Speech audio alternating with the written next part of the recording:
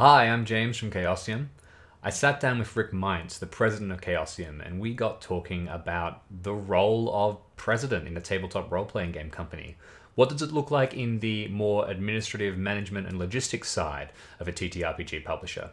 I'm going to jump over to that interview in just a moment, but first, remember to subscribe to the Chaosium YouTube channel. It helps us out and it lets us make more videos like this. Thanks. Well, I'm always happy to talk about the sexy side of role-playing games, which is their production and creation and all that. So I'm glad you asked. I wear a lot of hats at Chaosium, like many of us do. We're a small company, even though we've been around for 45 years now. It's amazing how we all dip into a lot of things based on whatever needs doing at the time. But my most common job would be as production manager, which basically boils down to when a book is ready for layout, that's when I get involved. We've already had writers, artists, editors all getting that manuscript ready, all the pieces for layout ready, and that's when I tend to get engaged.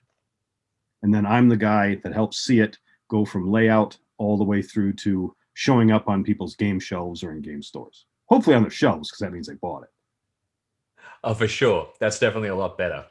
Is there a part of your job that is the most exciting and invigorating? Writers often talk about how they really get into a flow state. And then conversely, is there a part of your job that is the hardest? What's the worst bit of what you have to do?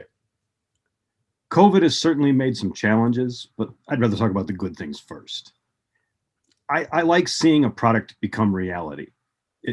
One of the things I enjoy the most is that I'm the guy that often gets the printer proofs.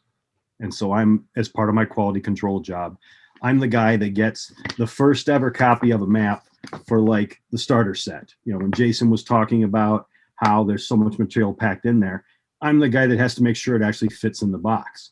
And as we found out, they actually packed so much material in the box that instead of being a classic 1-inch box, we had to make it 1 1/4 inches for all the stuff they crammed in there. Otherwise, it just didn't fit. And so I'm the guy, if he holds it up right, gets to see the first ever box for the starter set. Nobody can buy it yet, but hey, I got one on my shelf.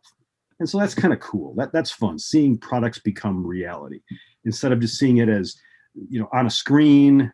It's in Photoshop, it's in InDesign because we use Adobe Creative Suite for most of that.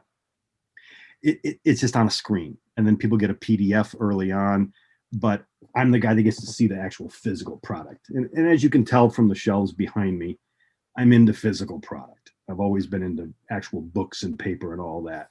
And so getting to see these kind of things and make sure that it all looks right and has all the right information on it, it's nuts and bolts and tinker toys things in some ways, but our customers care about the quality of our products. We want to give them a very high quality product for their money. And so being involved in that process is one of the best parts of my job. And so going through the printer proofs, going through the first copies of things to make sure it looks cool. One of the things I wanted to show is that one of the latest products I got to look at was the Call of Cthulhu slipcase set, and in particular the empty slipcase, because based on customer feedback, this is another part of my job I really like, is working with customers and seeing a lot of their feedback. People have been asking to buy empty slipcases to put all their books in. And so I'm one of the people that helped make that a reality, working with printers to okay, we need to get 1,000 empty slipcases ordered because we have a lot of customers who want to buy them. And I enjoy that. It's a lot of fun and it's very interesting.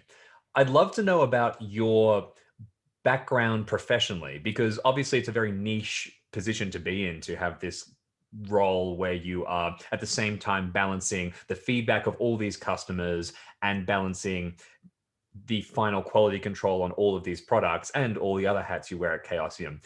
I know that you had a pretty interesting job before you came to Chaosium. Can you talk about that a little bit?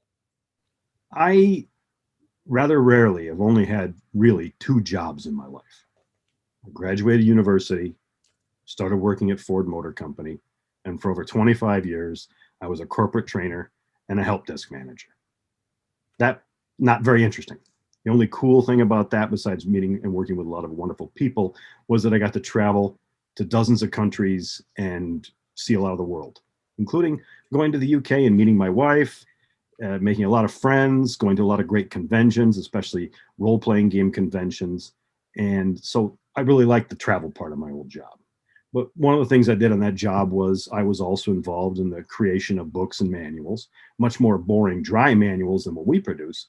But I did get very used to layout, graphic design, those type of things. And it definitely benefited me when I switched hats and became the second job, or I should say, switched over to the second job in my life, which was as president of Chaosium.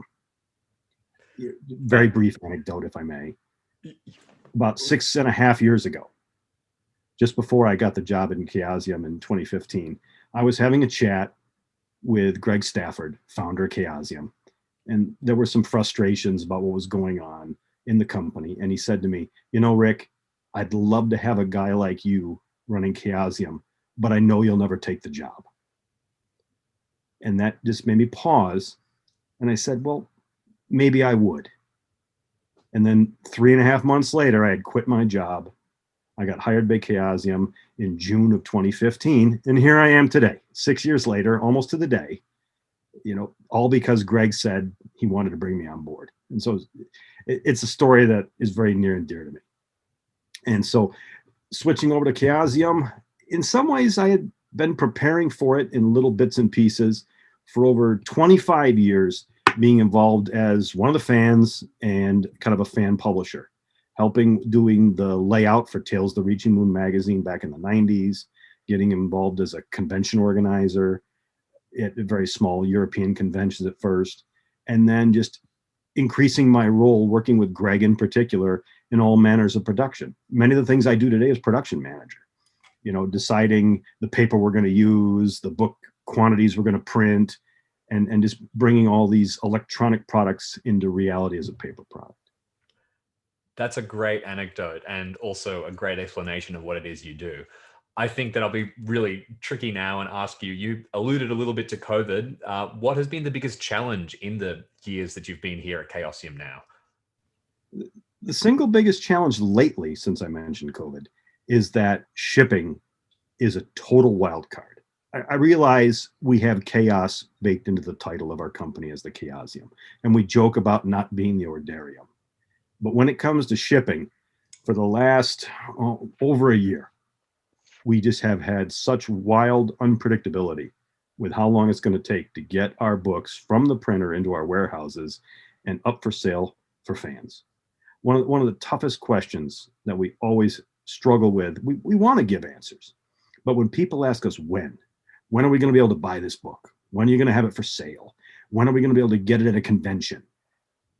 It's been very frustrating when it's all down to cargo containers being delayed, shipments being rejected by customs, Brexit happening and not allowing us to ship product from the UK out of the country to customers and having to switch to a different warehouse. Shipping's been the single biggest frustration. But, thank goodness our fans have been patient, have been supportive. They want to buy direct from us. And we have the 5 warehouses around the world set up to help them, have better shipping costs by buying direct. But it's frustrating when you have to say a little more patience is all we ask. We're trying to get the books into your hands. It's just going to be a little bit longer because of COVID.